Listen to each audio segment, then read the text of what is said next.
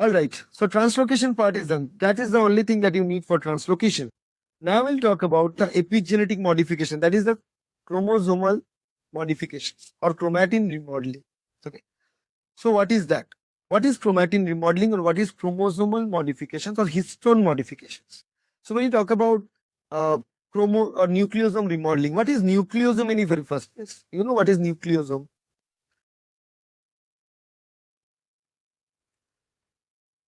Histone octamer wrapped with DNA. That is known as a nucleosome. And this nucleosome, why do you need nucleosome? Because the DNA, the length of the DNA eukaryotes have is huge. And there's also storage problem. Because the nucleus is very tiny compared to the cell. And you cannot have a huge nucleus compared to the cytosol. Because the nucleus to cytosol ratio controls the cell division. If the nucleus to cytosol ratio modifies and alters, then that will be a signal for the cell's division. So it's not likely that you just increase the size of the nucleus without any cause. No, you cannot do that. Everything has a limit, and that's maintained in a cell. So what we have here, we have the DNA wrapped around histone like this. These are octamers of histone. Okay. Histone octamer is arranged something like this.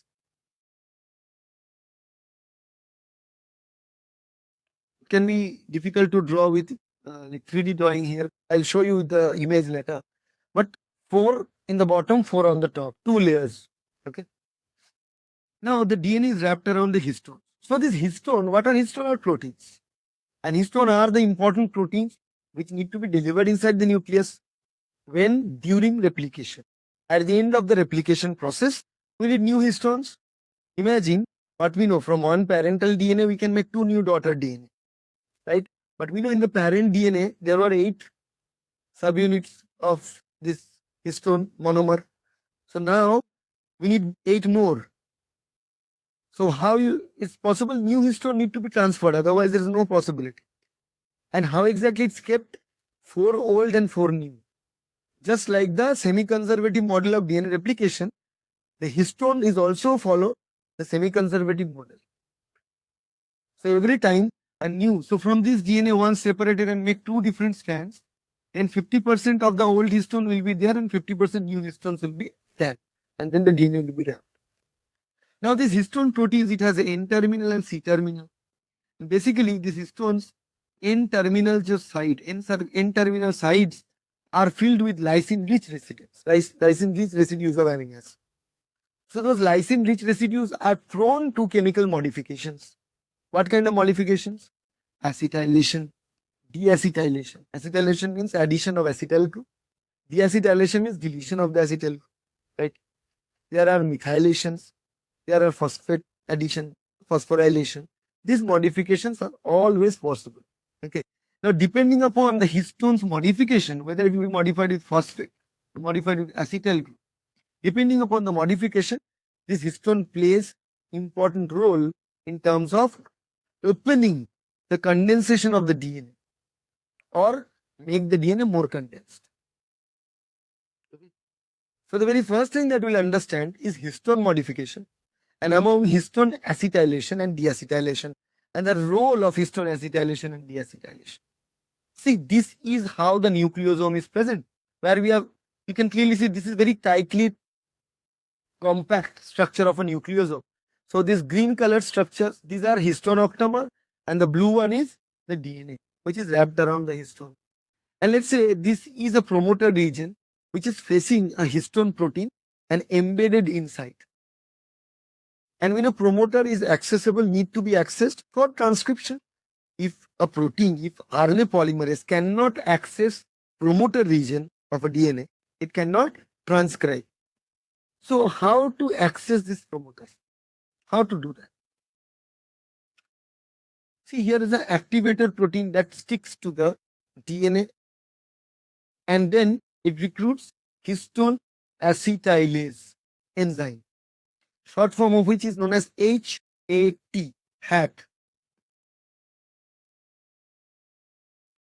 Histone acetyl transferase, HAT. So this particular enzyme, what it does, it attaches acetyl group to the histone. In this picture, it's wrongly drawn. Actually, it seems like it's tagged to the DNA, but actually it's tagged to the histone. Remember that, okay? Tagged to the histone, not DNA. The acetyl group is tagged to the histone. So once we put acetyl group to the histone, known as histone acetylation, then you can see now what happened here when the acetylation is done. Length is increased. That means what? The DNA is unwinding from the histone. So DNA is unwinding here. Unwinding of DNA is done by histone acetylation. The same thing can be reversed with the help of histone deacetylase, or also known as HDAC. HDAC. HDAC enzyme. What HDAC does? Cleaves the acetyl group which is added to the histone. And simply this process can be reversed. Okay. Now how exactly the DNA gets free when the acetylation is done? See, this is the kind of little drawing of how histone proteins are arranged. And there are histone octamer in this circle. And apart from that, there is also an extra histone to bind the DNA to the histone octamer.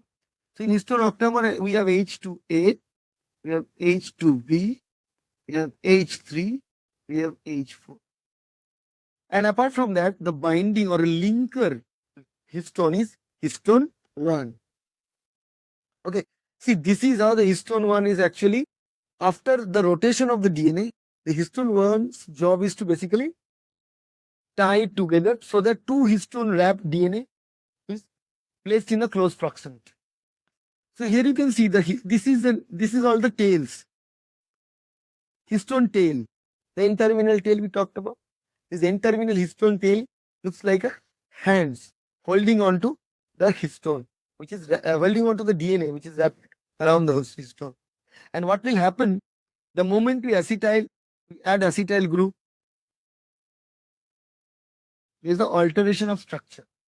So the N-terminal side is now free upward. As a result, the wrapped DNA is now free. This is how the wrapped DNA can become free. Acetylation causes the area of the nucleosome to be accessed or accessible by proteins like polymerase for DNA replication, for transcription. For all this process, we need to do that. Okay. Now, what are the type of nucleosome modeling? Nucleosome remodeling states the modification of existing nucleosome structures. Anyway, if we can modify the existing nucleosome structure, we call it nucleosome remodeling. And it is ATP dependent process. Let's see here. This is one example of nucleosome remodeling, where we have nucleosome maturation. So this is one example, this is another. So there are 3 examples here. This is example number 1, where the spacing between the histones are regular. Means 2 histones have a same distance between them. This is a natural condition. So sometimes we need to do that. And generally for the compactness and forming the histones, formation of a compact nucleosome structure, you also need to do that. Now, if we recruit specific proteins known as SWI-SNF complex, remember that SWI-SNF complex are known as swine. So the swine complex or SWI-SNF complex, utilizing ATP as an energy source, what they can do is that they can either cause histone dimer rejection. So new dimers can be added, as I mentioned earlier. What it can do? Ejection of nucleosome. One part of the whole octamer can be released and a stretch of DNA, long stretch of naked DNA can be accessible now. Or it can do nucleosome sliding. That means the gap between the 2 nucleosomes can be increased. Because let's say there's a promoter here. So now they can access the promoter. Once the job is done, they'll again reslide it back. These modifications can be done by the SWI-SNF complex, but they are energy dependent. Then also nucleosome editing is another job that is done by INO80. INO80 is again another complex. This is not single protein. That's why the name is like that. Multiple proteins are involved. You don't need to know the name of the individual proteins. All you need to know, SWI-SNF is an important one, but INO80's job is basically again energy utilization, and what they can do is that editing. And basically editing means modifying one histone. Let's say the histone is not working properly, or maybe the protein is not folded properly. So once it's tagged with acetylation or phosphate group, it's not doing its job. So that histone can be clipped out and new histone can be added. New histone protein can be added. That is histone exchange process. That can also be done by this ENO-80 complex known as nucleosome editing. The same thing with a different image because the examples and names are clearly stated here. Remember I told you there are two hat and age DAC, the role of which we clearly understood. Hat histone acetyl transferase attaches acetyl group to the histone. Age DAC histone deacetylase cleaves the acetyl group from the histone.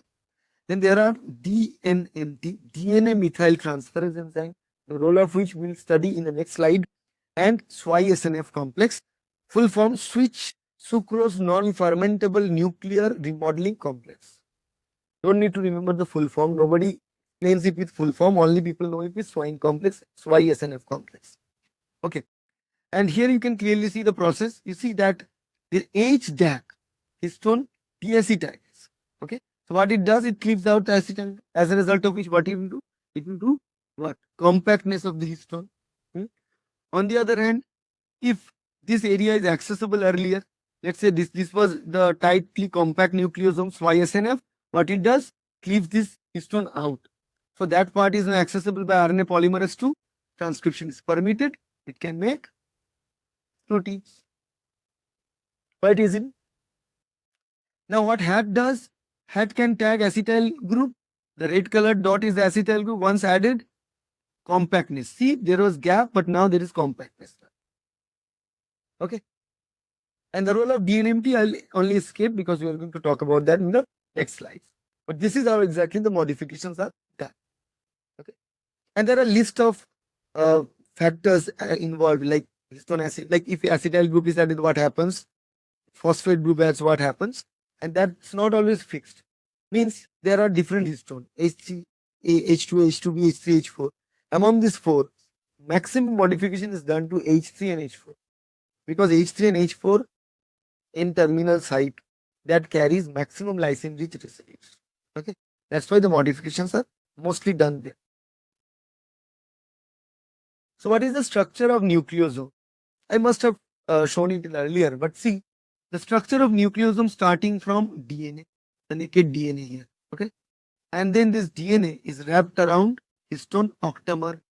The moment DNA is wrapped around histone octamer, we also call it beads on a string model. This is important. The beads on a string model means basically there are two components. There is DNA, there is histone octamer. And this diameter is 11 nanometer. DNA is only 2 nanometer. This one is 11 nanometer.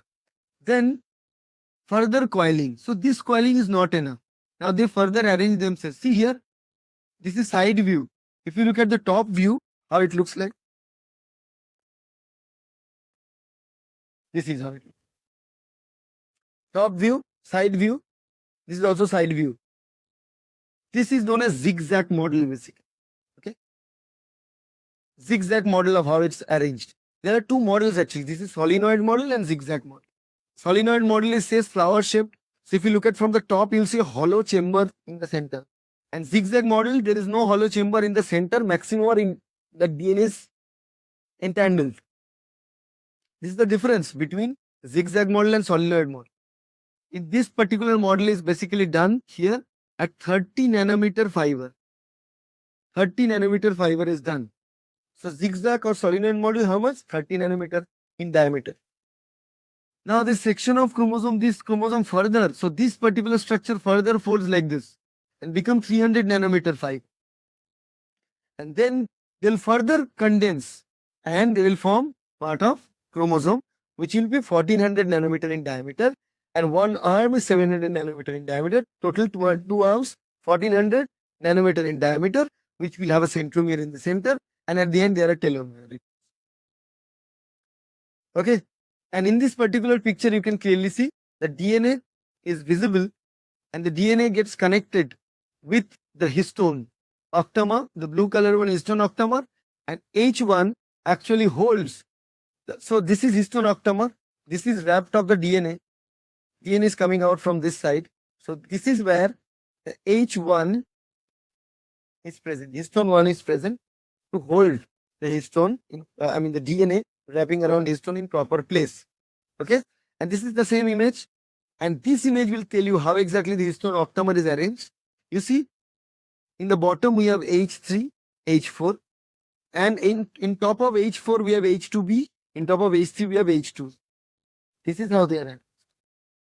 It's not likely that just the histone, like all the histones are otherwise arranged. They are arranged in the same manner. The transcription, how exactly inhibited with methylation, right? We saw how exactly histone acetylase causes the release of the DNA. So how exactly the DNA can be inhibited or blocked by methylation or silenced by methylation? For that, this is, let's say, the DNA. This is CpG island. This is core promoter region. And these are enhancer elements. Enhancer region is a place of eukaryotic DNA, which is upstream of promoter, where influencers, protein influencers can bind. That can be either inducer or inhibitors. So in this case, activator protein or inducer protein binds to it. And what activator protein does is, along with that, the methylation is done. Methylation of what? CpG island. See, multiple methylation to the CpG island is done. So this is one approach. So normally, this is a location, the enhancer element which is located under CpG island. So our activator protein need to be associated with the enhancer element in order to initiate the transcription process.